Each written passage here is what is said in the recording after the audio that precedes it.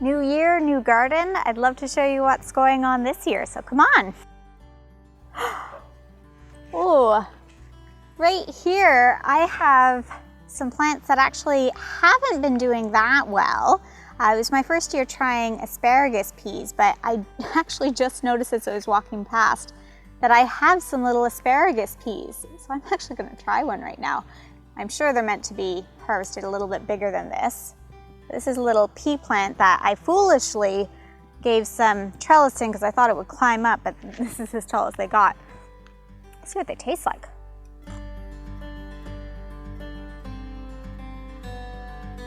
Nope, not great. Well, that's kind of been the way that my garden's gone this year. There have been lots of hits and misses. Some things have just not taken. Some things I've revamped, so I'll show you what I'm talking about. So right here I have one of my bok choy. Now, one of the advantages of raised beds is most of the time you don't have slugs in raised beds, but somehow I did actually manage to get slugs in this bed. So I have lots of places where my bok choy don't have all of these holes here, but when it's raining you can come out and you can see what the culprits are. So what I've been doing is just letting them go to flower, which the pollinators love. And then when it's getting a little overpowering, going into, as this one is, my string trellis tomatoes over here, I harvest it and give it to the chickens, and the chickens really love it. So I was growing a bit of chicken food without realizing it there. Oh, and right here, so this one has been a bit surprising. This is called a sunberry. And as you can see, it's huge. It's falling over the edge of the bed on the other side right there. Now, sunberries, I've discovered, like to hide a little bit in the middle, or at least the early ones do. So it's been a bit of a challenge, kind of a fun one, to find them. Let me see if they're dark colored, so I can see lots of green ones, but the dark ones, there's one. There we go. So these little berries are very squishable. I understand why they're not sold in grocery stores or things like that. They're very fragile and easily, I mean, that's just from picking it. You can see that it's already kind of coming out. And they taste a little bland. So probably not one that I'm going to do next year, but it's really fun to always try something new in the garden. This is one of mine this year. But it's fine. The other thing about my sunberry is it's crowding into this poor little pepper plant as well. So I'm probably gonna chop it back a little bit because I do want my peppers to grow. Now here in the container behind me is something I do love. I'm trying to grow some pineapple ground cherries. They're not very happy this year. They did really well last year, but in these little papery husks. They're cami ground cherries that don't taste very good, but these ones, oh, they're so good. They're just sweet with a little tiny bit of tang, properly named. I wish that was doing better, but at least I'm getting a couple. Ooh, little pea. Oh, these are good. This bed, I planted to be half wheat and half garlic back in the fall. And for some reason, my wheat didn't really come up here. It's okay, I've got another bed where I put some up. So I've sort of been figuring out what to do. I haven't really come up with an alternate plan on this end, but instead of the garlic, I planted some lovely yellow zucchini, which are just starting to come up here. And behind the zucchini, I didn't plant this potato plant that's coming up. So, you know, I'm not getting the garlic that I was anticipating, but I'm trying to enjoy the volunteer and the other use that I've made from the space.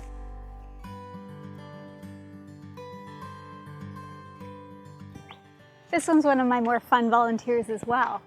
I don't know how, I think a bird or something like that dropped a sunflower seed here, turns out to not be a bad place to be growing a sunflower, so we'll see how tall that gets. I'll start to get a flower pretty soon here.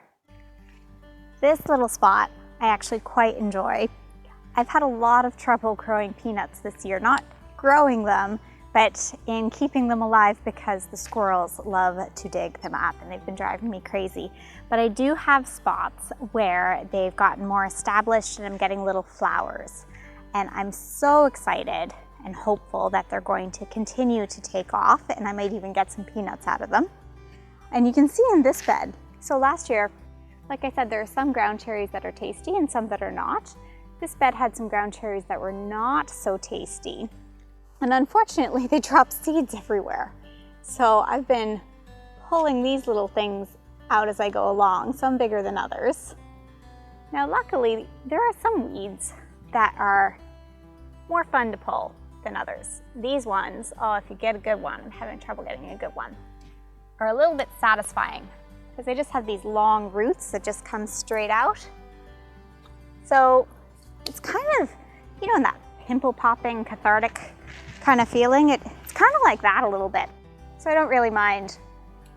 But if you plant ground cherries and you don't like them, if you don't want them all next year, make sure you get them before they seed. Oh, and these are really fun. This is a new one this year. So these are my chickpeas and they're beautiful. I love the purple flowers. And the chickpeas here, I can eat them like this, green, or I can wait for them to sort of dry out in their pods the same way a pea does. I'm just gonna, this should be my snacking tour. Try this one right now. They're just a little bit lemony, like a hint of hummus, but I like them better this way. And you can't get them this way at the store, at least around here. So this is really fun. And I've got my marigold that's growing in between, which I think is really pretty. Some chives right here as well. Some of my garden is more crowded, some is more spaced out with my volunteers and my planning. And this is one where I'm okay with it being together. I think the plants are okay with it too. Got a melon plant here, so my melons like to trail over the side. I don't have them climbing up anything. So I just come along and tuck them in so that I don't have broken stems when the melons start to set. See if there's any little babies. Oh, here's some more ground cherries. Yeah, these ones will be more satisfying to pull. You see these here? You get them at the base. Oh, yeah. And for all my weeds, as long as they don't have flowers or seeds on them, they're not going to propagate if I just leave them on the ground. So that's what I do. It's easier than always having a compost nearby or a bucket or something to collect them. Just pull them out and leave them. Here's some of my milkweed that I let do its thing between my pavers. I did get a little egg earlier today for some monarchs. We've got a couple that are almost hatched. Let's have a little look, see if there's any others here. Not at the moment, but earlier today there were bumblebees all over these flowers. They just love them. Oh, there's one now.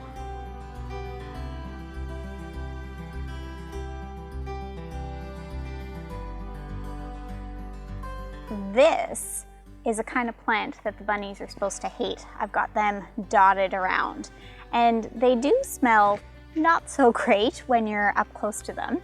I think that they're working. They're kind of fun.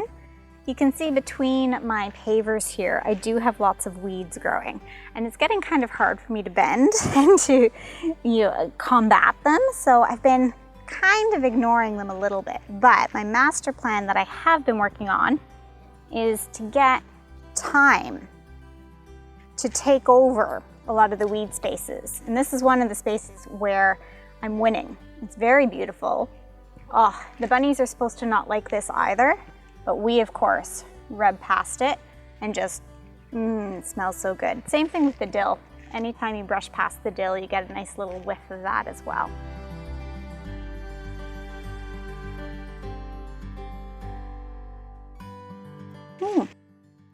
That pea's going to seed.